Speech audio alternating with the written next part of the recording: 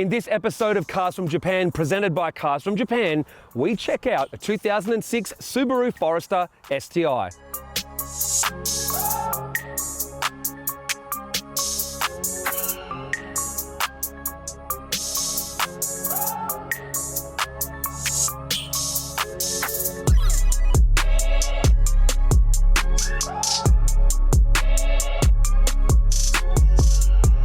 The one thing I've noticed about Subaru is they have so many special edition models that simply aren't available in Australia. In fact, a lot of them aren't available anywhere in the world, but they're home of Japan, and one of them is the Subaru Forester STi. Now, the Subaru Forester has been a very popular car for over 2 decades because essentially it sits somewhere between a station wagon and an SUV. It's not big and impractical like an SUV can be in certain areas, but at the same time, it's not too small. It has light off-road capability, so you can go camping in a Forester and have a fair bit of fun in it, but you still have a nice car to drive rather than a big four-wheel drive. Now, there's always been a turbo version of the Forester as well, which adds a little bit more spice to the equation, but this steps it up a whole nother notch, a Forester STi. Let's go take a look and see what makes it different. Well, the biggest thing that makes the Forester STi exactly that is under this larger bonnet scoop, and that is the 2.5 litre Boxer 4-cylinder engine out of the WRX STi. It's 197 kilowatts, nearly 30 kilowatts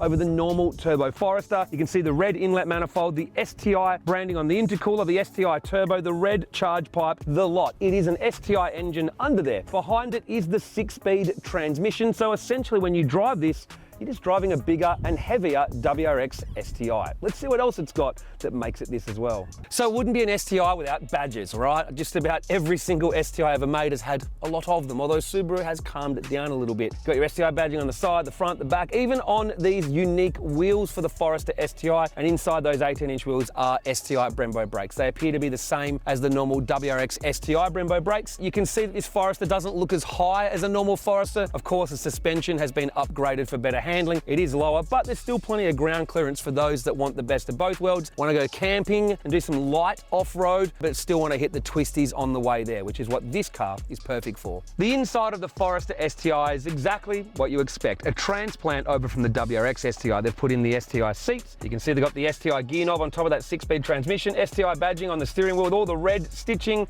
STi on the dash. So you're getting the practicality of the Forester, but a little bit of extra sportiness from the STi. So it's one thing to talk about putting a WRX STi transplant into a Forester. What's it actually like to drive? Let's find out. Well, time to see what it drives like. Now, I have driven both a Forester and an STi of this vintage. In fact, my mum has a normal base model 06 Forester. So I can kind of guess what it should drive like. Let's see if it does. That's so weird driving a Forester that quickly through there. Wow. The 2.5 litre means you can just stay in third gear for this whole section of road. It's got plenty of torque and top end that you need for it. That's it's funny, isn't it, right? Like with Subaru, you know that if you put the STi running gear into a Forester and you've driven both, it actually just drives exactly how I thought it would drive, and that is, it drives like an STi with a bit of extra weight and a bit of extra body roll. In other words, just a softened up STi. The extra weight means you obviously lose some performance, but not a whole lot, really. It's still pretty quick, watch.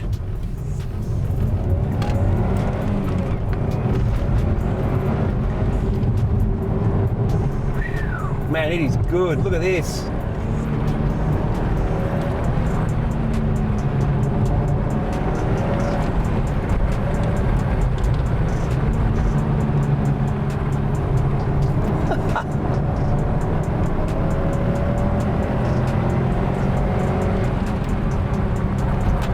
It's exactly as you'd expect, which is good, right? Like I've always liked WRX STIs. Base model WRXs are a little bit understeery and not as good, but once you get the better brakes, the 6-speed transmission, the LSDs, and the engine of an STI, I think they're a good thing. Not everyone might agree, but hey, whatever. That's the good thing about cars, right? You can like what you like. But putting the STI running gear into the Forester is not a waste of STI running gear. It's this car does exactly what its target market would want it to do. I can drive through the twisties flat out, and it is a genuinely fast performance car through there, but at the same time, I can fit kids, babies, luggage, whatever you want to put in your SUV, and you have that practicality. Would you take it camping? Look, I don't think it's less able to go camping than a normal Forester, because let's face it, a Forester isn't a hardcore off-road vehicle, although I have seen them used probably to do a lot more things than you'd expect. But, you know, for the average, I guess, driving a gravel road or onto the beach style camper, you could still use this.